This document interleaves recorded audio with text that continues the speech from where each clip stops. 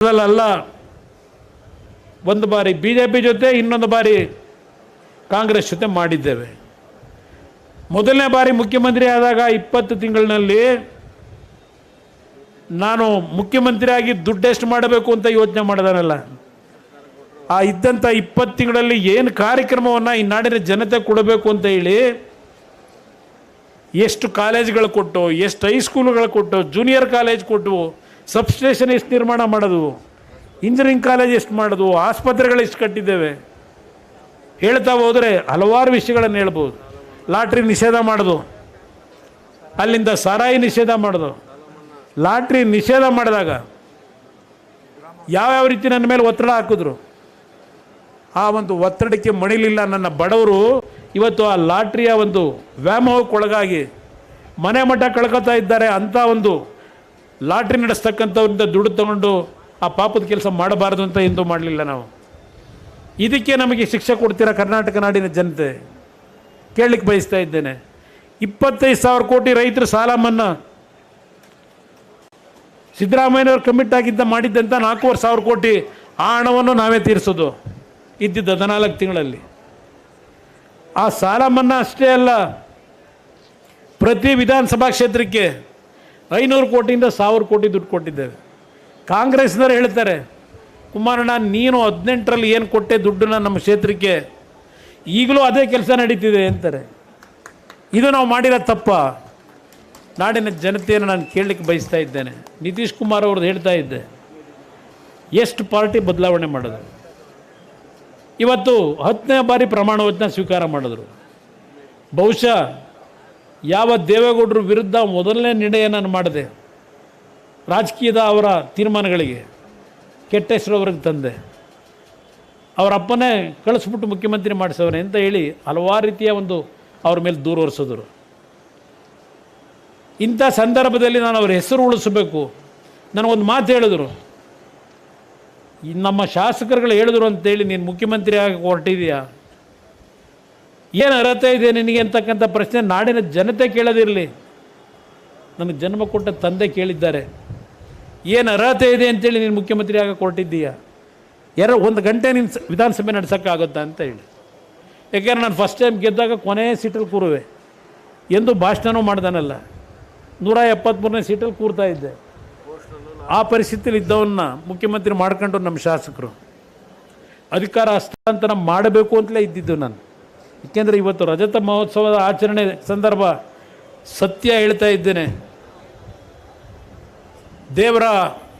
ನನ್ನ ಮಗ ಹೇಳ್ತಾ ದೇವ್ರ ಗುಡಿ ಇದು ಅಂತ ಹೇಳ್ತಾ ಇದ್ದ ಈ ಪಕ್ಷ.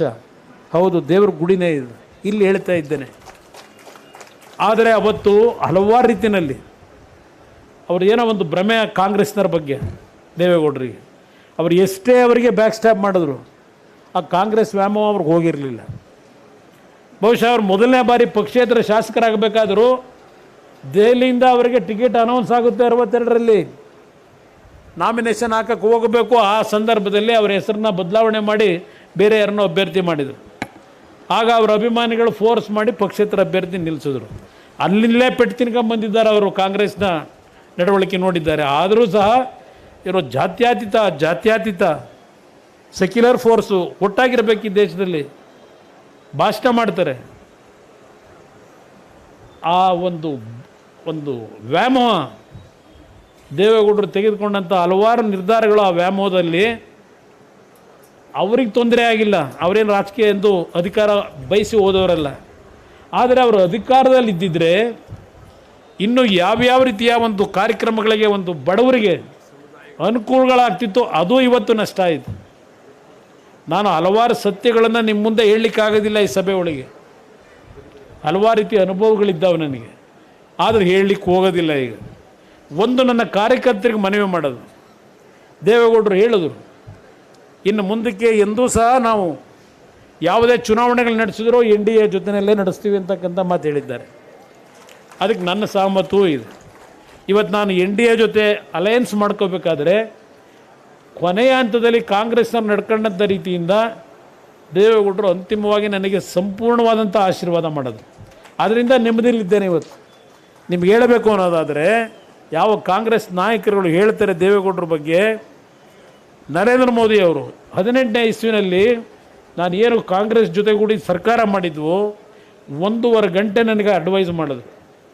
ಬೇಡ, ತಪ್ಪು ಮಾಡ್ಕೋತಾ ಇದೆಯಾ, ಈ ದೇಶದ ಪ್ರಧಾನಮಂತ್ರಿ ನಿನಗೆ ಗೋಲ್ಡನ್ ಪ್ಲೇಟ್ನಲ್ಲಿ ಆಫರ್ ಕೊಡ್ತಾ ಇದ್ದೇನೆ, ದಯವಿಟ್ಟು ರಾಜೀನಾಮೆ ಕೊಡು, ಮತ್ತೆ ಹೊಸದಾಗಿ ಓದ್ತೋಗ ಅಂತ ಹೇಳಿ. ನಾನು ನಿತೀಶ್ ಕುಮಾರ್ ಥರ ರಾಜಕೀಯದ ಒಂದು ತೀರ್ಮಾನಗಳನ್ನು ಮಾಡಿದರೆ ಬಹುಶಃ ಕರ್ನಾಟಕದಲ್ಲಿ ನಾನು ನಿತೀಶ್ ಕುಮಾರ್ ಇವತ್ತು 10 ಬಾರಿ ಏನು ಪ್ರಮಾಣ ವಚನ ಸ್ವೀಕಾರ ಮಾಡಿದ್ದಾರೆ, ಅದರ ಅರ್ಧಷ್ಟಕ್ಕಾದರೂ ನಾನು ಪ್ರಮಾಣ ವಚನ ತಗೋಬೋದಾಗಿತ್ತು. ಆ ಕೆಲಸ ಮಾಡಲಿಲ್ಲ. ನಾನು ನಮ್ಮ ತಂದೆಯವರ ಭಾವನೆಗಳಿಗೆ ನೋವು ಕೊಡಬಾರ್ದು ಅಂತ ಹೇಳಿ ಹಲವಾರು ರೀತಿಯ ಅವರ ಪಕ್ಷದ ತೀರ್ಮಾನಗಳಿಗೆ ತಲೆಬಾಗಿದ್ದೇವೆ. ಇವತ್ತು ಈ ಕಾರ್ಯಕ್ರಮದಲ್ಲಿ ನನ್ನ ಕಾರ್ಯಕರ್ತರಿಗೆ ಹೇಳ್ತೀನಿ, ನೀವು ದುಡಿಮೆ ಮಾಡಿದರೆ ಇವತ್ತಿನ ಈ ಕಾಂಗ್ರೆಸ್ ಸರ್ಕಾರದ ನಡವಳಿಕೆ, ದೇವೇಗೌಡರು ಹೇಳಿದ್ರು 28ರವರೆಗೆ ಇರಲಿ ಅಂತ ಹೇಳಿ, ಇರಲಿ ಪಾಪ, ಸಂತೋಷವಾಗಿ ಇರಲಿ 28ರವರೆಗೂ, ನಮ್ಮದೇನು ಅಬ್ಜೆಕ್ಷನ್ ಇಲ್ಲ. ಇವತ್ತು ಈ ರಾಜ್ಯದಲ್ಲಿ ಜನ ಬೇಸತ್ತೋಗಿದ್ದಾರೆ, ಕಾಯ್ತಾ ಇದ್ದಾರೆ ಈ ಸರ್ಕಾರನ ಎಷ್ಟು ಬೇಗ ಕಿತ್ತೆಸಿತೀವಿ ಅಂತ ಹೇಳಿ. ನನಗೆಲ್ಲೋ ಒಂದು ಕಡೆ ಒಂದು ನನ್ನ ಥಾಟ್ಸಲ್ಲಿ ಈಗ ನಡೀತಿರ್ತಕ್ಕಂಥ ವಾತಾವರಣ ಏನಿದೆ ಎಲ್ಲಿಗೆ ಹೋಗುತ್ತೋ ಗೊತ್ತಿಲ್ಲ ನಮಗೆ. ಅವ್ರಿಗೇನು ಕನಿಷ್ಠ ರಾಜ್ಯದ ಜನತೆಯ ಸಮಸ್ಯೆಗಳ ಬಗ್ಗೆ ಚಿಂತನೆ ಇಲ್ಲ, ಅವರಿಗೆ ನಡೀತಾ ಇದೆ. ಈಗಾಗಲೇ 2-3 ದಿವಸಗಳಿಂದ ನಾನು ಕ್ರಾಂತಿ ಬಗ್ಗೆನೂ ಚರ್ಚೆ ಮಾಡಲ್ಲ. ರಾಜಕಾರಣದಲ್ಲಿ ಕೆಲವು ಬೆಳವಣಿಗೆಗಳು ಅಂಥ ಸಂದರ್ಭದಲ್ಲಿ ನಡೀತವೆ, ನಮ್ಗೆ ಯಾರಿಗೂ ನಿರೀಕ್ಷೆ ಮೀರಿ ನಮ್ಮ ಕೈ ಚೆಲ್ಲಿ ಹೊಟ್ಟೋಗಿರ್ತದೆ. ನನ್ನ ಕಾರ್ಯಕರ್ತರಿಗೆ ಮನವಿ ಮಾಡ್ತಕ್ಕಂಥದ್ದು, ಮುಂದಿನ ಒಂದು 6-7 ತಿಂಗಳು ಅತ್ಯಂತ ನಿರೀಕ್ಷೆ ಮಾಡದೇ ಇರತಕ್ಕಂಥ ತೀರ್ಮಾನಗಳು ಆಗಬಹುದು. ನಾವು ಯಾರೋ ರಾಜಕೀಯದ ತೀರ್ಮಾನಗಳು ಹೀಗೆ ಆಗಬಹುದು ಅನ್ನೋದನ್ನು ಯಾವ ಪಕ್ಷದ ರಾಜಕಾರಣಿಗಳು ತೀರ್ಮಾನ ಮಾಡಲಿಕ್ಕೆ ಆಗೋದಿಲ್ಲ, ಊಹೆ ಮಾಡಲಿಕ್ಕೆ ಸಾಧ್ಯ ಇಲ್ಲ. ಆ ರೀತಿಯ ಬೆಳವಣಿಗೆ ಆಗ್ತಕ್ಕಂಥದ್ದಿದೆ. ಅದು ಯಾವ ರೀತಿ ಅಂತಕ್ಕಂಥದ್ದು ನಾನೀಗ ಹೇಳಲಿಕ್ಕೆ ಹೋಗೋದಿಲ್ಲ.